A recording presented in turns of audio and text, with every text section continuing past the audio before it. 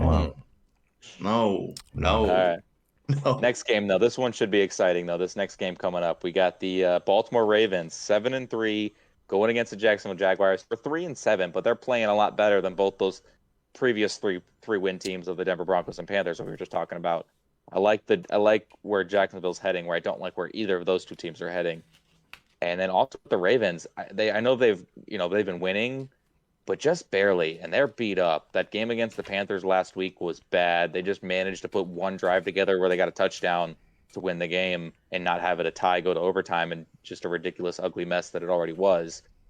And the Jaguars are coming off of a bye here. I almost like the Jaguars, but the Ravens just somehow find a way to win, and they want to hold the division. And the Bengals are right on their heel. So I'm gonna go Ravens, but I wouldn't be surprised at all if Jacksonville takes this one, just being the hard fighting team that they are. I agree with you 110% again. I'm sorry to say it, or happy to say it, one of the ways. Ravens number one in points allowed over the last 3 weeks, 12.7. 12.7. So making that trade with Chicago, maybe that put a little spark in them. I don't know. Maybe bringing over Roquan infused a little bit of juice into this Ravens defense, which we had laughed at most of the season, and Still we probably had do. excuses for last season. But this offense it's almost like it's got Denver Broncos uniforms on. I mean, where is it? I mean, we already knew it was kind of nook and cranny with Lamar in that run game, but now, no Bateman here for a couple of weeks now, and there's not a lot that's scaring you here. So I agree with you, Brady. I think the Jacksonville Jaguars can keep this close. I love ETN. Doug Peterson's done a great job with Lawrence, although I'm still not sold on him. But he's done a wonderful job. Christian Kurtz had a very good season. Zay Jones has had a quiet good season for them as well. So offensively, they have the firepower to make some plays.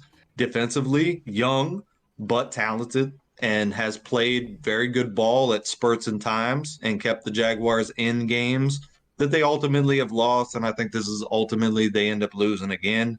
I got to go Ravens. I feel like you. I really, really do want to take Jags on the upset here, but I'm going to go Ravens just because of the proven commodity.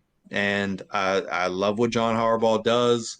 And at the end of the day, he's willing to roll the dice. He's willing to put it in his best playmaker's hands, which is Lamar Jackson. And I take Lamar Jackson over Trevor Lawrence 9 days out of the week. And there's not 9 days. So, Eddie, what do you got? On the 10th day, I'm taking Trevor Lawrence and the Jacksonville Jaguars. I like go it. ahead here. I like it. I'm gonna whip out the Go carton of down the eggs. elbow. The elbow. I'm gonna stretch out on an elbow here and whip out the carton of eggs, and I'm gonna pull out the spoiler. And I'm gonna do spoiler alert. I think Jacksonville is gonna go ahead and take this dub. Why? Because they don't need it, and Baltimore does. Baltimore needs to win this game because they need to stay relevant. And Gotcha. I think Jacksonville's going to take them. Ravens quietly 4-1 on the road though, and this one's in Jacksonville. Just Interesting. throw it out there. 4-1 Yeah. away. Now they're 4-2. I think it very much could help.